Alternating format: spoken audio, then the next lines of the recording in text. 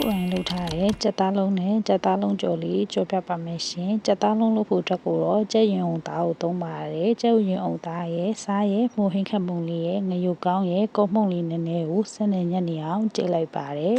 ကြက်သားကြိတ်သားလေးကိုမနဲ့ကြော်မယ်ဆိုရင်ညရေကကြိတ်ပြီးတော့ရေခဲတစ်တာတွေကိုထည့်ထားပါတယ်အသီးရွက်လေးကတော့အိမ်မှာရှိရလေးပဲထည့်ပါမယ်အလုံးလေးလုပ်ဖို့အတွက်ကတော့လေရေခဲတစ်တာထဲမှာထည့်ထားတာဖြစ်တဲ့အတွက်လုံးဝလွယ်ပါတယ်ပြီးတော့ပူစီနဲ့ကြက်သားလုံးလေးကိုအရင်ကြော်တယ်ဒါပြီးရင်ကြက်သွန်ဖြူရယ်ဂျင်းရယ်ကြက်သွန်လေးရယ်ကိုစီတက်ပါတယ်နည်းနည်းလေးနွမ်းလာရယ်ဆိုရင်ရပါပြီပိုးကဒီနေ့အသီးရွက်ကိုတော့အိမ်မှာရှိရလေးပဲထည့်တယ်မုံလာဥနီရယ်ပြောင်းဖူးရယ်ငရုတ်ပွားရယ်ပဲသီးလေးရယ်ပေါ့နော်အဲ့ဒါလေးထည့်ပါတယ်ကြိုက်တာထည့်လို့ရပါတယ်ရတာတော့ကတော့ပဲငံပြာကြီးအကြည့်ရယ်ကြာညို့ပေါ့နော်ပဲငံပြာကြီးအနောက်ထည့်ရယ်ပြီးရင်ပိုရေးလေးနည်းနည်းထည့်ပြီးတော့ဒီအသီးလေးတွေ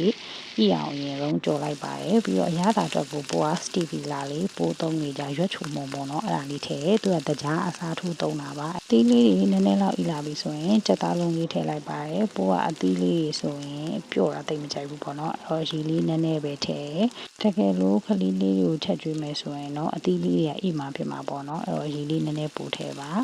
ပြီးတော့လေပိုကောမှုန့်လေးနည်းနည်းထည့်လိုက်တယ်ကောမှုန့်ကကြာရင်ထည့်လို့ရတယ်မကြာရင်မထည့်ဘူးနော်ကောမှုန့်လေးထည့်လိုက်တဲ့ခါကျတော့နည်းနည်းပြစ်ပြစ်လေးဖြစ်သွားပါတယ်ပိုးကြော်ပြတဲ့ဒီနီလန်းလေးကိုအခြေခံပြီးတော့ငုံပစွန်ကြက်သားတခြားအသားလေးဆိုလဲကြိတ်ပြီးတော့ကြော်လို့ရပါတယ်ခလေးထမင်းကြိုင်အတွက်ဆိုလဲတင့်တော်တဲ့ဟင်းလေးဖြစ်လို့မေမေတို့လိုက်ကြော်ကြည့်ကြည့်နော်